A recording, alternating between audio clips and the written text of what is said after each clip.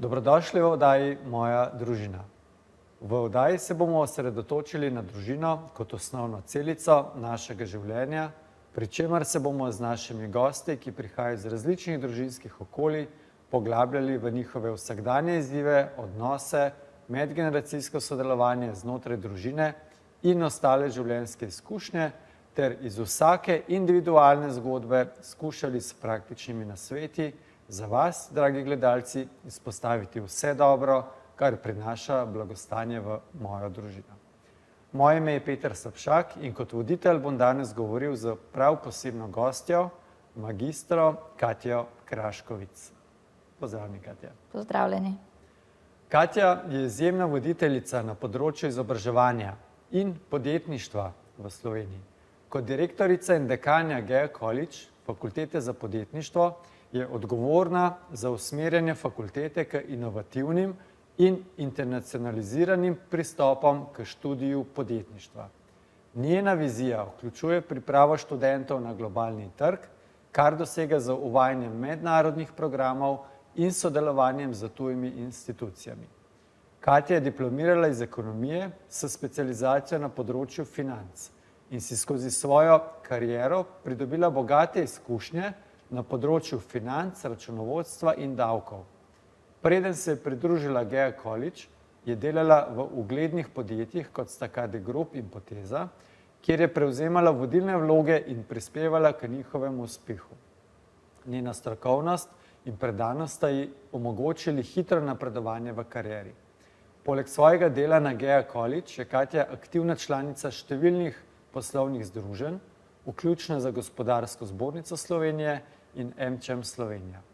S svojo vključenostjo v ta združenja prispeva k razvoju poslovnega okolja v Sloveniji in si prizadeva za krepitev vezi med izobraževalnimi institucijami in gospodarstvom.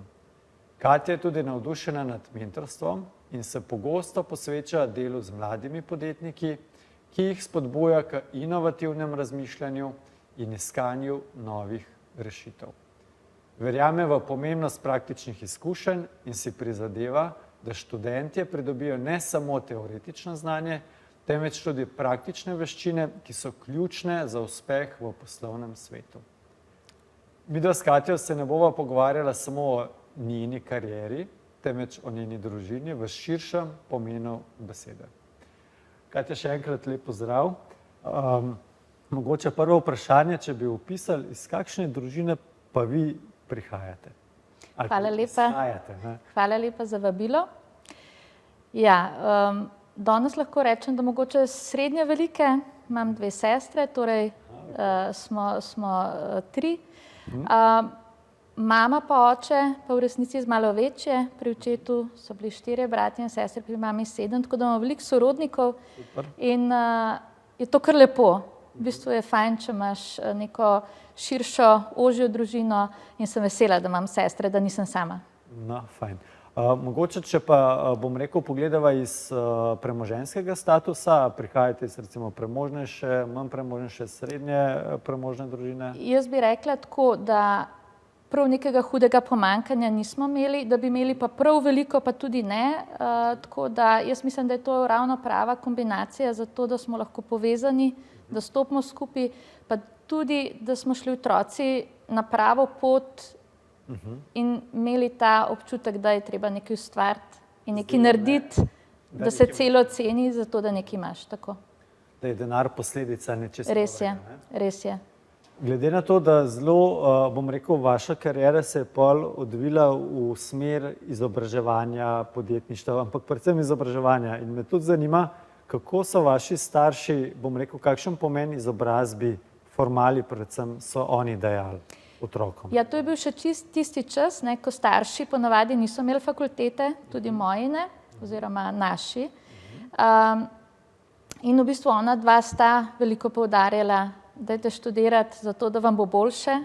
Ne vem, če danes ravno tako, da če študiraš, da ti je potem boljše, ampak izobrazba je nek del, kjer nas je spremljala skozi celo življenje, kjer sta dala oba dva velik pomen na to, tako da ker smo 3 dekleta, smo bile večinoma kar pridne, no? Tako da smo se usmerile tudi v to smer. Je pa res, da jaz sem se kasneje tudi odločila za to pot, ker je izobraževanje nekaj pozitivnega, znanja ti nihče ne more vzeti, denar ti lahko, ne?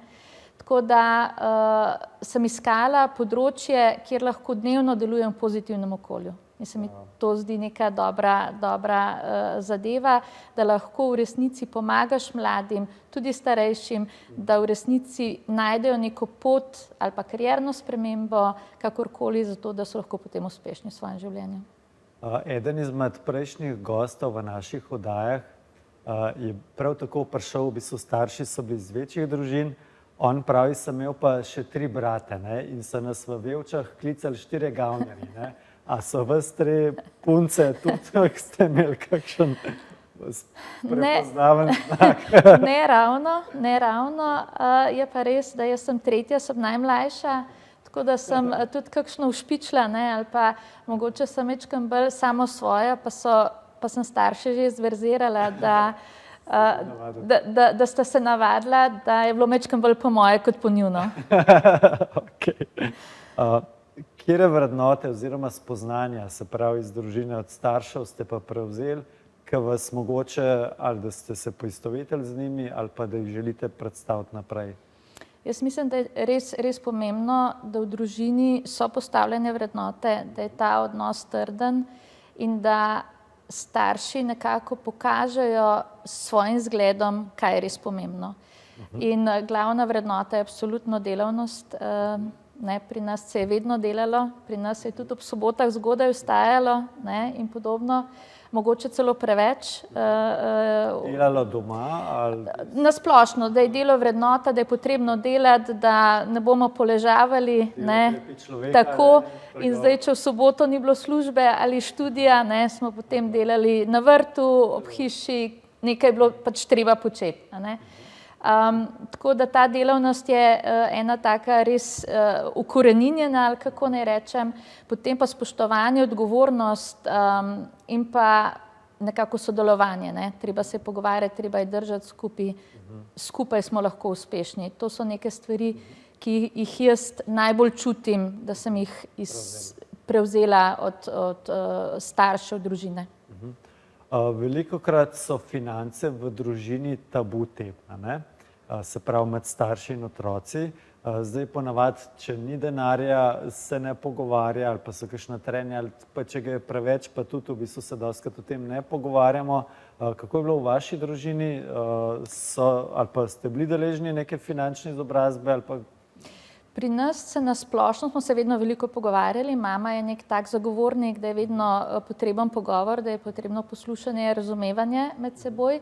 Tako da smo tudi o tej temi veliko govorili. Ona je imela, ko sem bila jaz majhna, svoje podjetje, tako da sta oba z očetom v bistvu delala doma, ne, in smo bile deležne tega, da v bistvu kako se ravna z denarjem, kako moramo na vsak evro paziti, a ne, oziroma ga pravilno investirati, obrniti za to, da bomo lahko, bom rekla, in preživeli in bili boljše v prihodnje. Tako da jaz mislim, da smo dobile kar dobro popotnico in pri nas smo se kar veliko o tem pogovarjali.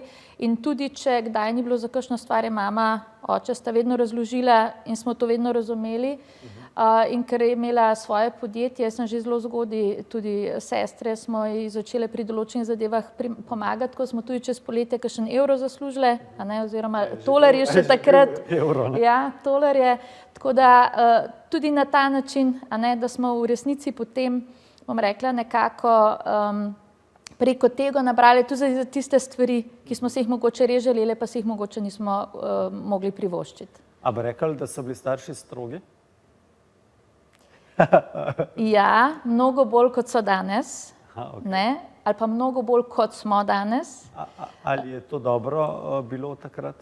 Jaz bom rekla tako, da ne gre v resnici samo za strogost, ampak gre v resnici za spoštovanje. In mogoče smo to majčkeno izgubili, ne. In mogoče to zamenjujemo, ali pa kako naj rečem, z spoštovanjem prej tudi nekaj strogosti, ne, zahtevnosti, in jaz mislim, da to v nekem ravnovesju je dobro. Je pa moj oče, je to nekako, bom rekla, je bila to vojaška vzgoja. Ne? Bolj je bil strog, bolj je bil zahteven. Ampak jaz tega ne čutim kot nekaj negativnega. Jaz mislim, da nam je dal pravi vzgled, pravi način, skupaj z mamo, en mehkejši, drug malo trši. Tako. Jaz mislim, da je treba mladim in otrokom pokazati določene meje, jih pustiti, da delajo tudi napake, da se odločajo sami, to je njihovo življenje na koncu dneva. Ne? In v bistvu jaz sem hvaležna, da sta nas tu podpirala. Karkoli smo se odločili, a greš študirati, a ne greš, greš v tujino, ne greš, vedno sta to podprla in niste vsiljevala svojih pogledov in vidikov ali pa tistega, kar bi ona dva želela, svoje vidike sta že povedala, ne? Ampak niste vsiljevala tistega, kar ona dva želita in to je izjemno pomembno. Super, hvala. Zelo hitro je minil čas za prvi del najine oddaje, tako da predlagam, da gremo vsi skupaj na kratki predah in potem nadaljujemo čez par minut.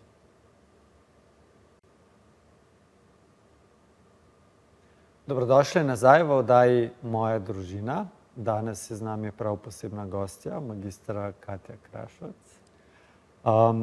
Glede na to, da izhajate oziroma da delate v izobraževanju, pa vas bom vprašal v bistvu, koliko za življenje da formalna izobrazba znanja oziroma a je potrebna tudi ta praksa oziroma neformalna izobrazba pa na katerem področju? Ja, jaz mislim, da se pravi šola oziroma izobraževanje je prvi korak ali pa eden od korakov. Pol jih je še mnogo, od družine, prijateljev, vzgledov, takšnih in drugačnih, tudi medijev, politike, ne, vsega, kar se okoli nas dogaja, širše družbe. Tako da sama šola težko v resnici naredi vse, je pa res pomembno to, kdo je tam, ker v bistvu inštitucije smo ljudje in v življenju je lahko samo ena prava oseba, ki te usmeri na pravo pot, ki te podpre, ki je dovolj, da v bistvu potem začneš tisto pot, ki je zate prava. Tako da nekateri so odlični v vrtcih, srednjih šolah, fakultetah in dajo mladim krila, nekateri pa tega poklica ne bi smeli opravljati. Recimo, moje mnenje glede izobrazbe, jaz sem zelo veliko pridobil recimo na ekonomski fakulteti, ker me je res zanimala ta tema, definitivno. Imel sem vrhunske profesorje, ki so bili ministri, ne nazadnje tudi v slovenskih vladah, ampak še največ po moje pa lahko rečem, da je to, da sem se družil z, bom rekel, študenti in v bistvu navezoval stike, ki ti dejansko vedno, bom rekel, lahko pridejo prav, ne nazadnje. Sama snov kot ekonomija, ja, je pomembna bila, ampak ni bila pa tista ključna za moj razvoj v življenju. Jaz mislim, da je ključno, da tam, kjer si, karkoli študiraš, je, da vzameš čim več. Če ti nisi motiviran notranje, ti nihče ne more motivirati. In kamorkoli prideš, če vzameš maksimum, lahko tudi potem ta maksimum izkoristiš. In jaz vedno pravim, faks ni samo vsebina, ni samo tisto, kar se naučiš, ampak je druženje, timsko delo, da se naučiš nekih delovnih navad, prilagajanja, da iščeš prave rešitve, da si kritičen, kritično razmišljanje do določenih tem in podobno. In to je tisto, kar v bistvu daje še večjo vrednost kot sama. Tako. Kako pa je vas zanesla pot v gospodarstvo, pa v izobraževanje? Ja, jaz sem v srednjo šolo sem hodila na gimnazijo in potem sem se odločila med tremi faksi, in sicer medicino, psihologijo in matematiko. No, in potem je moja sestra rekla, a eno od tega boš zbrala? Sem rekla, ja, ne, ni fajn. Pa pravi, veš kako, na medicini boš pol življenja študirala, na psihologiji boš se ukvarjala z neuravnoteženimi ljudmi, na matematiki boš pa en brezbezen prefoks na eni šoli tam, ne. Prav peti na ekonomijo, pa bo nekaj iz tega, ne. In tako sem se odločila za ekonomijo. Je imela dobre argumente. Očitno je imela dobre argumente. In če bi se odločila še enkrat, zakaj ne, pomembno je, da tisto, kar delaš, delaš dobro, tisto, kar delaš, oziroma se specializiraš v nekaj, kjer si potem lahko dober, ker v vsem ne moreš biti dober in potem tisto piliš in na tistem področju deluješ. Še enkrat, mislim, da ni tako pomembno, katero je, ampak da to delaš potem s strastjo, da ti je to fajn in da skozi življenje pluješ v nekem ravnotežju in da ne trpiš ob tem, ker v bistvu v službi preživimo toliko časa, da je treba imeti tudi en dober občutek. Tako. Pot na GEA College zapeljala? Ja, v resnici sem, tudi ko sem potem šla na magisterij oziroma na MBA, sem rekla, da nikoli ne bom financ študirala in sem potem seveda finance študirala, tudi 10 let v financah delala oziroma investicijah. Zaradi čenega kruha se največ poje, ne? In mi je bilo to tam čisto dobro, to obvladam, ni nobenih težav, ampak mogoče tako, kot sem že prej malo nakazala, okolje pa je negativno, ljudje so nezadovoljni, ko denar zgubijo, ne, ko grejo trgi navzdol in podobno. In je tudi neka taka mogoče malo bolj moška industrija, a ne, kjer sem se mogla kar precej boriti, da sem dosegla toliko kot kak drug kolega moškega spola. Tako da v bistvu v nekem času sem potem rekla, če nisem želela delati v financah, če to ni tisto, kar želim, moram poiskati drugo področje in izkazala se je priložnost, da sem lahko začela na poslovni šoli Bled, potem pa tudi na GEA Collegeu in jaz mislim, da je to moja prava pot in je to neka pozitivna konotacija ob vsakem koraku, ki ga delam in me to napolnjuje tudi z energijo. Se pravi, vam je bilo to namenjeno? Očitno. Je pa res, da če ne bi znala tako dobro financ, bi tudi malo težje vodila GEA College. Kako pomembno je po vašem mnenju podjetništvo v sodobnem izobraževanju, ker GEA College je poznana, se pravi, kot fakulteta za podjetništvo in podjetništvo je en tak malo drugačen način življenja, ne? Kaj bi tukaj, kako bi študente spodbudili, da se odločajo za podjetništvo? Ja, jaz uporabljam več izrazov, eno je podjetništvo, drugo je podjetnost, tretje je podjetniška miselnost. Nekateri ne želijo podjetništva uporabljati tudi zato, ker menijo, da je to samo kreiranje, ustvarjanje nekega novega podjetja oziroma samostojna podjetniška pot. Jaz pa mislim, da je podjetnost kot prečna kompetenca pomembna za vsakogar na vsakem delovnem mestu in tudi v osebnem življenju. In je to nekaj, kjer je tako kot finančna ali pa digitalna pismenost, bi se mogli tudi s tem ukvarjati, ker če to pomeni, da znamo na novo ustvarjati, da znamo kreirati, da smo fleksibilni, da se znajdemo, da znamo dobro kritično razmišljati, dobro reševati izzive, probleme, potem lahko na kateremkoli področju smo veliko bolj uspešni. In če bi to počeli že prej, ne samo na faksih, ampak pri mlajših, bom rekla, osnovnih, srednjih šolah, mislim, da za Slovenijo bi bil samo sky the limit v razvoju vsem tem, tako da tukaj moramo malo več poudarka dati, pa nekih pozitivnih zgodb, pa potem tudi zgodb o podjetnikih in podjetništvu direktno, tako da mi poskušamo to, bom rekla, skozi programe vključevati, živeti, tudi tisti, ki poučujejo, so iz podjetniških vod, tako da poskušamo, bom rekla, spreminjati to miselnost mladih in jim to privzgajati, da bi jo nekako ponotranili in da bi potem na ta način tudi delovali. Sem imel priložnost zelo veliko podjetnikov spoznati in dejansko je to čudovito poslušati zgodbe, ampak in ene in druge, saj v podjetništvu, da ti prideš do nečesa, moraš ogromne stvari spoznati, se naučiti, narediti narobe, v bistvu, zato da narediš potem prav. Tako da je to v principu, vsi rečejo, a bi šel še enkrat na to pot? Ja, oziroma ne poznam, kdo bi rekel ne, jaz pa tega res ne bi, ker dejansko pa podjetništvo pomeni na neke vrste tudi večjo svobodo. Svobodo, kreativnost, jaz tudi tako pravim, mladi mogoče malo manj priznavajo avtoriteto in šefe in podobno, jaz vedno pravim, pojdite na svojo pot, pa boste sami svoji šefi, mogoče je na začetku težja, ampak potem so pa nagrade večje in mislim, da tudi potem, ko nekaj narediš, ko uspeš, pa ne rabi biti to veliki uspehi, prinaša to res neko zadovoljstvo. Tako da jaz spodbujam kogarkoli, ki ima to žilico ali pa ta občutek, da bi mogel nekaj ustvarjati, naj to naredi. Se pravi, tudi če imaš občutek, da se nisi rodil kot podjetnik, lahko postaneš podjetnik. To je vedno vprašanje, tako pri vodenju, ne, ali pa pri menedžerjih, ali si se rodil, ali si lider, ali nisi vodja, isto pri podjetnikih. Jaz mislim, da seveda je vsak ima neke predispozicije in neke talente in mogoče so nekateri bolj zatalentirani za to kot drugi. Ampak vsako veščino lahko natreniramo, ne, in tudi to lahko natreniramo, ker v resnici pomeni, da moraš imeti sam neko disciplino, da moraš imeti neko strukturo, prave ljudi najdati in ti lahko tisto, kar si zamislil, uspe. Dejansko znanje prinaša res največje donose. Res je. Jaz v to verjamem. In bom rekel, s to mislijo bo tudi zaključila na en drugi del pogovora in, dragi gledalci, kmalu se s Katjo vrneva v tretjem delu. Dobrodošli nazaj v oddaji Moja družina. Danes je z nami prav posebna gostja, Katja Kraškovec. Ugotovila sva, da najboljše donose prinaša investicija v znanje.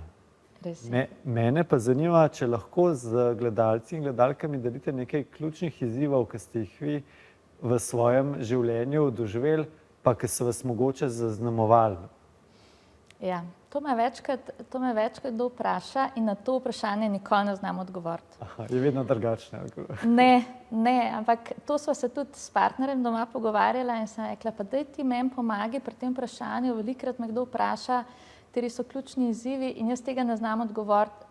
In je rekel takole in je dobro povedal, tega nisem znala sama dovolj dobro preanalizirati. Prav to je tako pri tebi, ki igra. Jaz ful rada igram različne igre, od Monopoly, kart, ne, uganke in tako.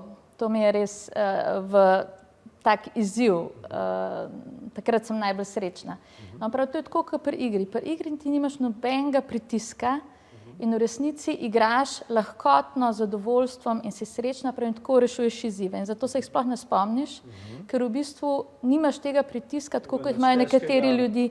In ne, da se nama narobe razumeli. Jaz imam dnevno izzive, ki jih je treba reševati, en kup zadev, ampak v resnici mi to ne predstavlja tako, da zdaj rečem, to je pa zdaj tako hudo, da pa ne vem, to je pa ključno in me je zaznamovalo.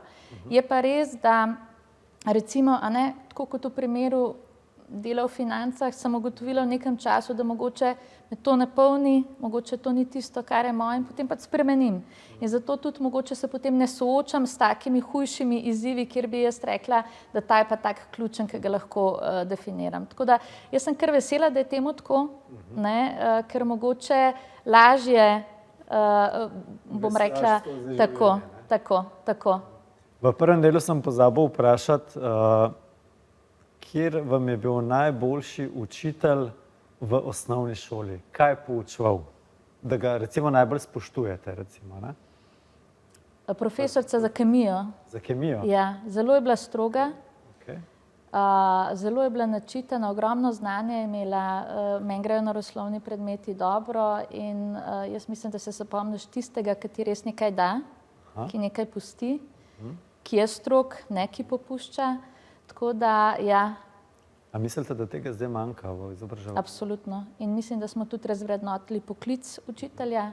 Premalo je resnega spoštovanja, premalo je spoštovanja do tega, do tistega, ki te uči, koliko zna, kaj je že vse skozi dal.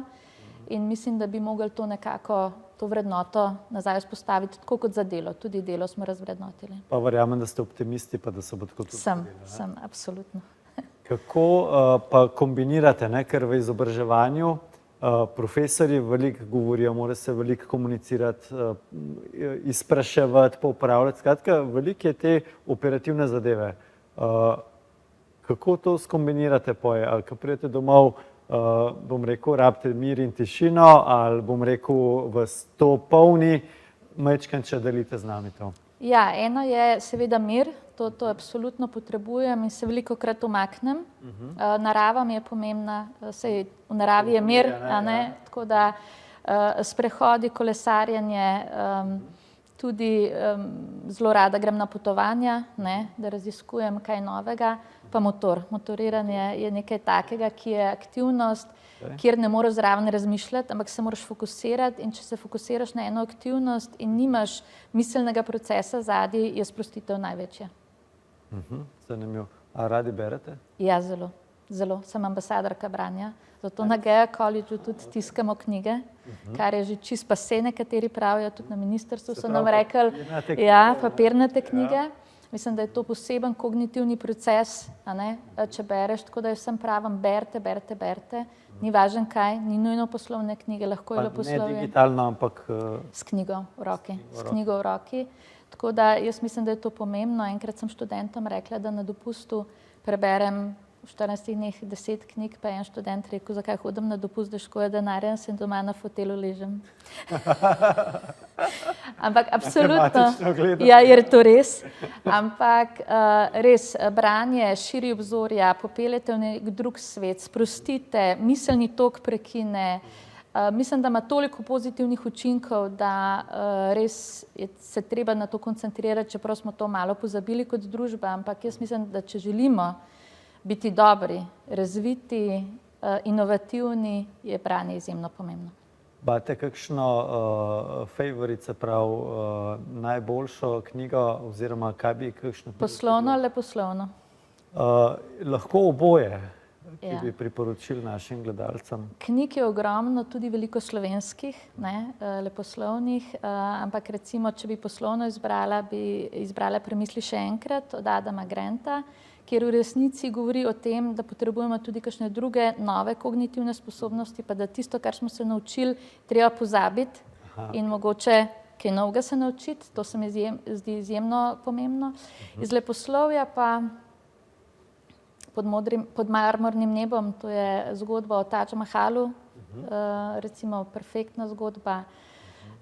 En kup slovenskih, recimo, Panika, Na begu, recimo migracije, je ena taka zgodba, ki je zelo aktualna in podobno, tako da samo vzamete knjigo v roke in berete. Za učenje sem pa slišal, pa se rad pohvalim, da obstaja Petrov princip. Ja? Znate? Ne. To je pa v bistvu, kako najlažje pomniš. Snov, se pravi, da si moraš na čim manjše na roko napisati za velikimi tiskanimi črtami. In tako je dokazano, da se ti to najbolj usede v možgane. Odlično. In če se spomnimo, če smo kdaj kakšen plonk listek pisali, kako smo ga pisali čim na majhen, pa za velikimi tiskanimi, da boš videl, ampak na koncu je ugotovil, da ga sploh nisi rabil. Res je to. Zato, ker si se zapomnil. Jaz pravim študentom, enkrat slišiš, enkrat zapišeš, enkrat prebereš, narediš naloge, ponoviš, mora biti za 6. Ja. Če pa tega ne narediš, potem se pa pač matraš. Mentorstvo so tudi omenila v uvodu. Zelo radi mentorirate. Zakaj vam je to v bistvu blizu? Zato, ker na Gea Collegeu, ko delamo z mladimi, sem spoznala, da so mladi drugačni. Vsaka generacija reče, da mladi so pač za nič, in to ni res. Ampak so zrasli v drugačnih okoliščinah, drugačni vidiki okolja so jih oblikovali. Tudi mi smo se spremenili v tem času in potrebujejo nekaj drugega. In v bistvu mladi potrebujejo samo mentorstvo, rabijo usmerjanje, ni veste tega, da je samoumevno, da vejo stvari, da jih v bistvu peleš po pravi poti in če jih dobro mentoriraš, so lahko zelo uspešni. A imamo mogoče prevelika pričakovanja do njih? Jaz mislim, da imamo na eni strani prevelika pričakovanja, na drugi strani jih pa ne mentoriramo in ne učimo. In v bistvu je ta diskrepanca prevelika. In če bi jih peljali tudi starši, ali kdorkoli od bližnjih po nekih korakih, bi se lahko uresničila ta pričakovanja. Če pa tega ne počnemo, pa v bistvu nas cele dneve ni, pa pričakujemo, da kar bo, brez da povemo, brez da jih naučimo, je pa to nemogoče. Koliko so pa vešči v komunikacijah in starši in, bom rekel, študentje? A se situacija zboljšuje ali poslabšuje? Poslabšuje. Res je. Zato, ker imamo manj časa, ker hitimo, ker se manj pogovarjamo, ker včasih smo sedeli v družinskih krogih, pri kosilu se pogovarjali in podobno, tega je danes manj in to res vpliva na to, da moramo na tem delati. A če bi sklopili vsa družbena omrežja, bi bilo časa več? Gotovo. gotovo. Je pa res, da če bi znali to zmero logike oziroma zdravega razuma uporabljati, potem ni nobene težave. Težava je pač, ko to uporabljaš prekomerno, ko to uporabljaš na način, ki škodi drugim in podobno. To je pa nekaj, kjer bi jaz rekla, tako kot v življenju, a ne? Z imenom pa priimkom povej pohvalo in povej kritiko. In ne škoduj anonimno nekomu, če to ni potrebno, ker ga lahko predvsem mlade, ki še niso mogoče zreli in postavljeni, precej škoduješ. Najin pogovor se počasi zaključuje. Mogoče kakšna misel za naše gledalce in gledalke za na konec? Predvsem imejte odprte oči, zaznajte priložnosti, zagrabite jih, vsako je treba zagrabiti, ker vedno jo lahko tudi spustiš. Biti proaktiven, vztrajen, narediti nekaj, kar pusti pečat in pol pride tudi pozitivna energija in zadovoljstvo. Super, Katja, hvala za čudovit pogovor. Drage gledalke, dragi gledalci, verjamem, da ste tudi vi uživali tako kot jaz in vidimo se naslednjič v oddaji Moja družina.